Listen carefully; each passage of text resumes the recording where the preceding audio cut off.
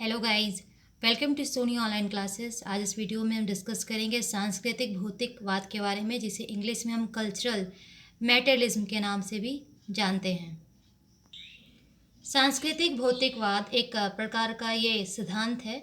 सिद्धांत के जो संस्थापक है वो अमेरिकन एंथ्रोपोलॉजिस्ट मार्विन हैरिस है। उन्हें कहा जाता है फादर ऑफ कल्चरल मैटरलिज्म। और बहुत सारे उन्होंने बुक्स भी लिखे हैं मार्विन हैरिस ने। जैसे उनका बुक 1964 में पब्लिश हुआ था, the nature of cultural things, and next 1968 में उनकी बुक आई थी the rise of anthropological theory, and next 1979 में पब्लिश हुई थी कल्चरल मैटरलिज्म।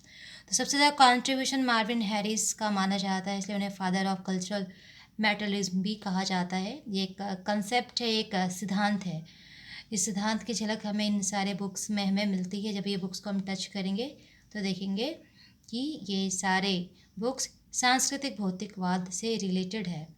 सांस्कृतिक भौतिकवाद की जो अवधारणा है ये एंथ्रोपोलॉजी में वैज्ञानिक मानव शास्त्र के लिए एक केंद्रीय समस्या को संबोधित करती है। इसकी जो अवधारणा है इसके अनुसार लोग वैज्ञानिक परीक्षण के लिए व्यक्ति और वस्तु दोनों होते हैं, व्यक्ति भी होते हैं और वस्तु भी होते हैं। लोग अपने बारे में सोच सकते हैं और कह सकते हैं, या उसी प्रकार से होता है जिस प्रकार से एक विज्ञानी, एक साइंटिस्ट किसी वस्तु के बारे में सोचता है, फिर उसके बाद सोचने के बाद उसके बारे में वो कुछ कहता है। अब क्वेश्चन ये उठता है कि सच्चाई जो है यानी सत्य ज्ञान है कहाँ पर निहित होता है। तो मार्विन हैरिस इस क्वेश्चन का आंसर देते हुए मानसिक संदर्भ बनाम व्यवहारात्मक संदर्भ और एमिक बनाम एटिक संदर्भ के आधार पर देते हैं। मानसिक संदर्भ का संबंध लोगों की सोचावट से होती है, यानी उनकी थिंकिंग से होती है, वो क्या सोचते हैं। और जो व्यवहारात्मक जो संदर्भ है इसका संबंध लोगों के बिहेवियर से होते हैं, उनके एक्टिविटी से होते हैं। किस तरह का उनका एक्टिविटी है, क्या बिहेवियर, क्या नेचर है, उससे ये रिलेटेड है।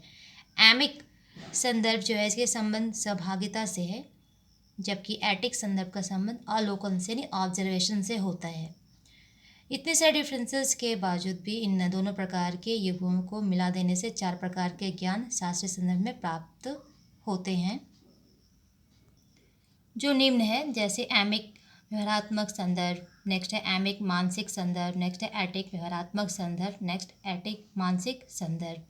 तो ये सारे डिफरेंसेस के बावजूद भी ये 4 तरह के संदर्भ सामने आए निकल कर। एमिक व्यवहारात्मक जो संदर्भ ये क्या है, एमिक व्यवहारात्मक संदर्भ में लोग जो अपने व्यवहार के संबंध में सोचते हैं उसे प्रस्तुत किया जाता है, उसी का वर्णन किया जाता है। नेक्स्ट जो है एमिक मानसिक संदर्भ, एमिक मानसिक संदर्भ में लोग जो अपने विचार के संबंध में सोचते हैं उसका वर्णन किया जाता है। नेक्स्ट है एटिक व्यवहारात्मक संदर्भ, एटिक व्यवहारात्मक संदर्भ का संबंध अवलोकनकर्ता द्वारा यानी ऑब्जर्वर उसके द्वारा लोगों के व्यवहार के ऊपर किए गए अवलोकन और अवलोकन के आधार पर वर्णन से है। यानी कि जो हम ऑब्जर्वेशन करते हैं किसी दूसरे के बारे में, उसी के अकॉर्डिंग हम अपना ओपिनियन देते हैं, अपना स्टेटमेंट देते हैं। इसी को एटिक व्यवहारात्मक संदर्भ कहा जाता है।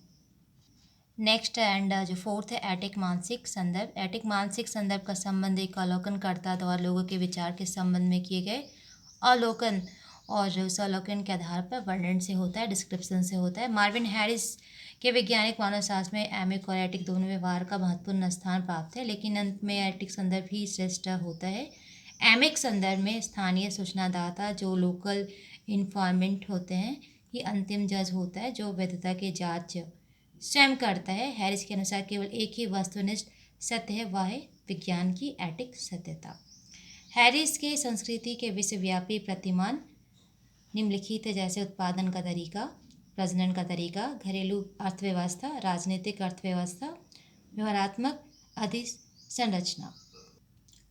हैरिस ने सांस्कृतिक भौतिकवाद की अवधारणा का विकास मार्क्स के भौतिकवाद के आधार पर किया था, लेकिन मार्क्स का भौतिकवाद व्यवहारात्मक भौतिकवाद पर आधारित था, जबकि हैरिस का जो भौतिकवाद है वो सांस्कृतिक भौतिकवाद पर आधारित है। हैरिस के अनुसार मार्क्स और एंजल्स ने अपने सिद्धांत से प्रजनन के तरीके को अलग कर दिया था। हैरिस के अनुसार एक मानवशास्त्री, एक एंथ्रोपोलॉजिस्ट का जो फर्स्ट जो रिस्पॉन्सिबिलिटी होता है, जो उसका प्रथम कार्य होता है, व्यवहारों और विचारों में समानता विभिन्नता का कार्यकारण विवरण देना होता है। क्या सिमिलरिटीज़ है और क्या डिफ्रेंशिएट करते एक दूसरे को।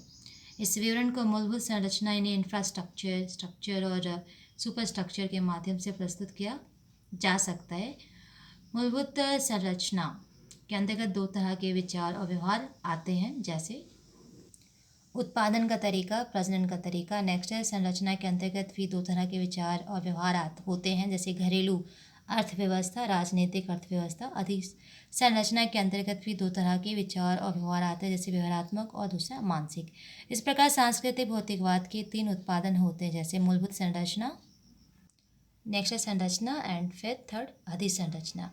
मूलभूत संरचना यानी इंफ्रास्ट्रक्चर, इसके भी दो मेथड्स है, जैसे उत्पादन विधि और प्रजनन विधि। उत्पादन विधि इसके अंतर्गत अपने अस्तित्व की रक्षा के लिए प्रयोग में लाए गए जो भी चीज़ें होती हैं, टेक्निक होती है, व्यवहार, वो सारे आते हैं। नेक्स्ट है प्रजनन विधि, इसके अंतर्गत जनसंख्या को नियंत्रित करने वाले तकनीकी तथा और व्यवहार आते हैं।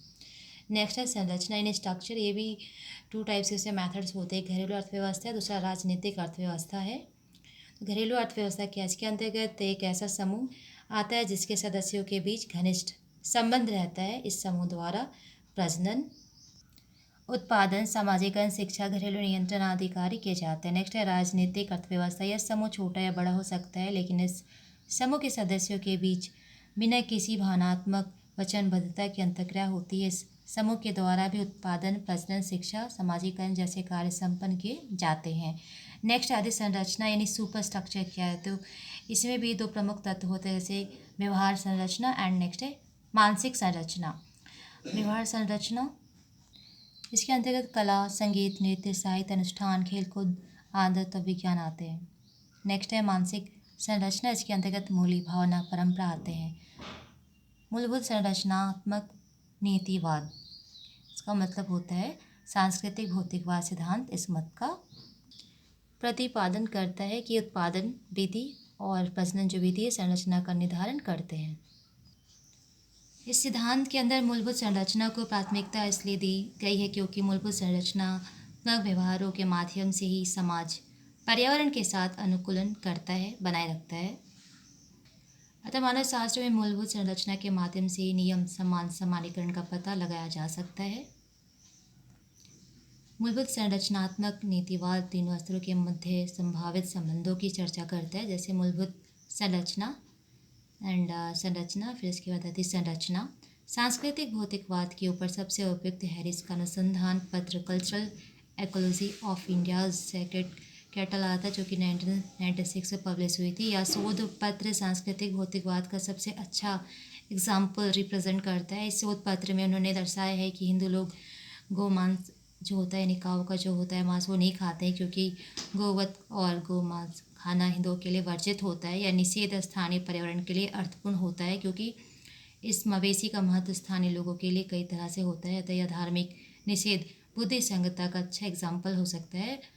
भौतिक जो अर्थ है, इसके अर्थ में यह मवेशी प्रदत्त संसाधनों का संरक्षण है। हैरिस के अनुसार कोई भी मवेशी पारिस्थितिकी दृष्टि से बेकार नहीं होता है, क्योंकि वे सभी इकोसिस्टम के अभिन्न अंग होते हैं। अतः उनका मूल्यांकन केवल बाजार मूल्य पर नहीं होना चाहिए। गाय से गोबर हमें मिलता है, दूध मिलता है, बछड़ा, बैल, मूत्र इत्यादि प्राप्त होते हैं। इन सभी गाय से प्राप्त भौतिक वस्तुओं का सांस्कृतिक मूल्य स्थानीय लोगों के लिए होता है। गोबर खाद और घर में आंगन में जो लिपाई पुताई होता है उसके काम में आता है। बछड़ा बड़ा होकर भी बैल बनता है, खेत जोतता है, गाड़ी खींचता है। गोबर से गोईठा बनाया जाता है जो खाना पकाने के लिए काम में आता है। दूध को सबसे पौष्टिक आहार माना जाता है। यह कई तरह की बीमारियों की दवा भी होता है। और गौमूत्र जो है उसका उपयोग पूजा पाठ के अवसर पर किया जाता है। गोबर से गणेश बनाकर पूजा की जाती है। इस प्रकार स्थानीय भारतीय पर्यावरण में गाय एक भौतिक वस्तु मात्र नहीं होता है, वह एक सांस्कृतिक वस्तु होती है। वह और उससे प्राप्त होने वाली सभी वस्तुओं का सांस्कृतिक महत्व होता है। यही कारण है कि हिंदुओं के बीच